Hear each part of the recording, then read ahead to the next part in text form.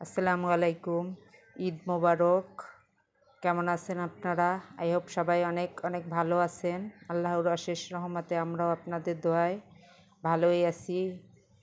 ভিডিওর শুরুতে একটা লাইক দিবে, ভিডিওটা কন্টিনিউ করবেন এবং ভিডিওর কোথায় যদি ভালো লাগে প্লিজ চ্যানেলটাকে সাবস্ক্রাইব করে বেল বাটনটা অন করে দিবেন। এত আয়োজন দেখতে পাচ্ছেন, এটা ঈদের চতুর্থ দিন। বাবার বাড়ির সবাইকে দাওয়াত করছি, সবাই আসবে। সবাই বলতে ভাইরা তো নাই, দুই বোন আছে, বোনের ছেলে মেয়ে, মেয়ের জামাই, ছেলের বউ, এরাই আসবে। তাদের জন্য প্রস্তুতি নিতেছি, খুব সকাল সকাল ওইটাই প্রস্তুতিগুলো করে রাখছি। ছেলে মেয়ে, ছেলের বাবা ঘুমাচ্ছে, আমি এই ফাঁকে সবগুলো রেডি করে নিতেছি। মেহমান আসলে মেহমান রেখে ঘরে কাজ করতে আমার একদমই ভাল লাগে না। এই জন্য আমি সব মেহমান আসার আগে সবগুলা কাজ প্রস্তুত করে নিতেছি। মাংসেরে সব কিছু মশলা মাখায় রাইখা দিব 30 মিনিট পর্যন্ত। আর রোস্টেরটাও হলুদ আর লবণ মাখায়া রাইখা দিচ্ছি। সব কিছু কাইটা রেডি করে একদম গুছায় রাইখা দিচ্ছি। এই যে কী রান্না করব সবগুলো এখানে আছে। বুটের ডাল দিয়ে মুরগির হাত পা রান্না করব, তারপর সবজি, মাছ ভর্তা বানাবো, করলা ভাজি করব, পাট শাকের ডাল, গরুর মাংস রোস্ট, এগুলো করব। সবগুলো একদম রেডি, এখন বসাবো। তার আমার ক্ষুধা লাগছে, 9:30 মতন বাজছে, অনেক ক্ষুধা লেগে গেছে। তারপরে নাস্তা তো বানাই নে, সেমাই আসছিল ঈদের দিনে ফ্রিজে, ওইটা বের করলাম, বের করে এটার ভিতরে মুড়ি দিয়ে মাখায় খায় নিব। ছেলেমেয়েরা তো ঘুম থেকে উঠলে নাস্তা কিনাই না দিতে বলবো, কারণ আর নাস্তা বানাইতে গেলে অনেক দেরি হয়ে যাবে। নামাজ পড়েই চলে আসছি সব কিছু করতে, বাসি ভাণ্ডকুণ্ড আসছিল আদোয়া সব ধুইয়া তারপর রান্না করতে চলে আসছি। মুড়ি দিয়ে খাইয়া তারপরে, কারণ নাস্তা খাওয়ার সময় আর আমার পাওয়া যাবে না, আর চুলার গোড়ায় প্রচণ্ড গরম, তাড়াতাড়ি করে রান্না করিয়া ফেলতে হবে। এরা তো 1টার ভিতরে চলে আসবে, আমাদের আবার 2টার ভিতরে খাবার কমপ্লিট করার জন্য, মানে 2টার ভিতরে খাওয়া শেষ করে ফেলাই। পানি খেয়ে চলে গেলাম রান্নাঘরে। ওর বাবার ওইটা দেখ অনেক কিছুই বসায় ফেলাইছি। তো বাবার বাড়ির মেহমান দাওয়াত দিয়ে আসলাম। বাসায় আসার পরে বোনের ছেলে ফোন দিয়ে বলতেছে, খালাম্মা আমার জন্য পোলাও রোস্ট এগুলা বানাবেন না, ডাল রান্না করবেন, গরুর মাংস রান্না করবেন, করলা ভাজি, তারপর ভর্তা। কিন্তু এখন তো এগুলা কিছুই করে নাই। তাড়াতাড়ি 10টার দিকে বাজারে গেলাম, বাজারে গিয়ে করলা পাইছি, পাট শাকও পাই নাই, আর চিংড়ি মাছও পাই না। করলা ভাজির সাথে চিংড়ি মাছ না দিলে ভালো লাগে, এই জন্য চিংড়ি মাছ খুঁজলাম, অনেক দূর গেলাম, পাই না। পরে ওর বাবা বলে চলো এখন বাসায় যাই, মেহমান তো আসবে, দুপুরে খাবে, আমি ঘুমের থেকে ওইটা তাড়াতাড়ি বাজার করে নিব। এই যে বুট দিয়া আর মুরগির হাত পাও দিয়ে বসায় দিলাম। এখন এটার ভিতরে রোস্টের জন্য করলাম। বাবার বাড়ির মেহমানে আবদার করছে এগুলো রেডি করতে, তো সময় এখন রোস্ট পোলাও মাংস খাবে না, তারপরও তো করতে হবে, কারণ মেয়ের জামাই আছে, বাগনি জামাই, বাগনা বউ, এরা তো নতুন মেহমান। তারপরে আর শাশুড়ি আসবে, তাদের সামনে কি ভর্তা ডাল এগুলাই দিব ঈদের পরের দিন, যতই বলুক। তা আমার ডাবল করতে হইলো। বাবার বাড়ির মেহমান একদম বিপদে ফেলে দিল, এগুলা কোনো কাজ হইলো?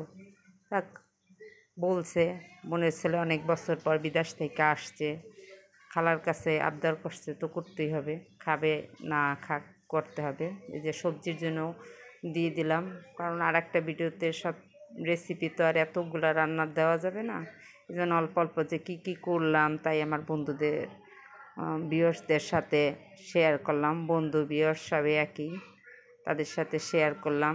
প্লিজ আপনারা ভালো খারাপ এগুলো একটু মন্তব্য করবেন। ভিডিও দেখেন, লাইক দেন না, চ্যানেল সাবস্ক্রাইব করেন না, এটা তো ঠিক না ভাই, কষ্ট করে তো করি। একটু কমেন্টসে জানাবেন, খারাপ লাগলেও বলবেন যে আপনার ভিডিওতে এই খারাপ, তাহলে ভালো করার চেষ্টা করব, ভুল সংশোধন করে নিব। যে হয়ে গেছে সবজিটা, তারপর আবার এটার মধ্যে চিংড়ি মাছ কাঁচামরিচ দিয়ে দিলাম, এটার ভিতরে করলা ভাজি করব।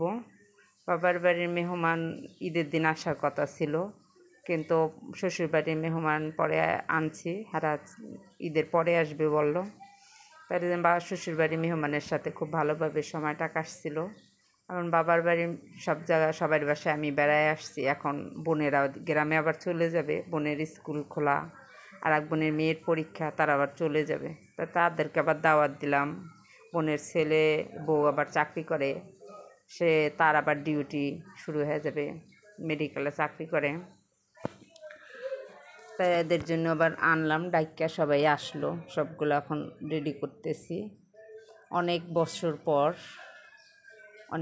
পর বাবা মা মারা যাওয়ার পরেই প্রথম 3 বোনেরা ঢাকায় আসি।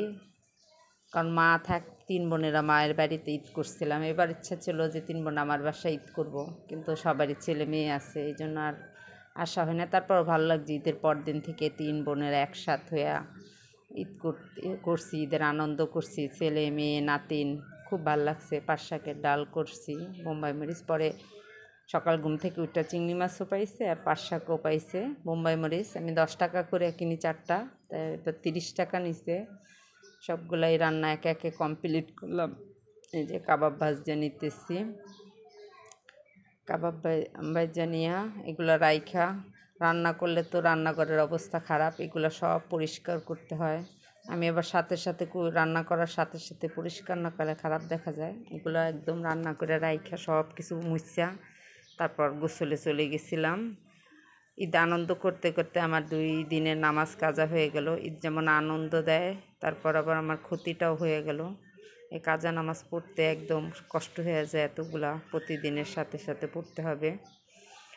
এরকম আমার কোনো দিন হয় নাই। 4-5 বছরে অসুস্থের পর থেকে আমি কখনো যতটা সম্ভব কাজা না করারই চেষ্টা করি, কিন্তু 2 দিন কখনোই হয় নাই। ঈদের আনন্দ করতে যায় সব হয়ে গেল এলোমেলো। এই যে রান্না কমপ্লিট হয়ে গেছে, একটু শ্যুট নিয়ে দিলাম। সবগুলো এখন ডাইনিং টেবিলে দিয়ে দিব। টেবিলে সবাই ধরে নেয়, কেউ খাটে বসছে, সোফায় বসছে, টেবিলে বসছে, প্লেটে নিয়ে নিয়ে সবাই সব জায়গায় যা খাইছে। সবগুলো রেডি করে দিয়ে সবাই খাইছে। আজকে ভিডিও এই পর্যন্তই, দেখাবে নতুন কোনো ভিডিওতে। সবাই সুস্থ থাকবেন, ভালো থাকবেন, নিরাপদে থাকবেন, আর আমাদের জন্য দোয়া করবেন, বেশি বেশি করে লাইক দিবেন। আল্লাহ হাফেজ।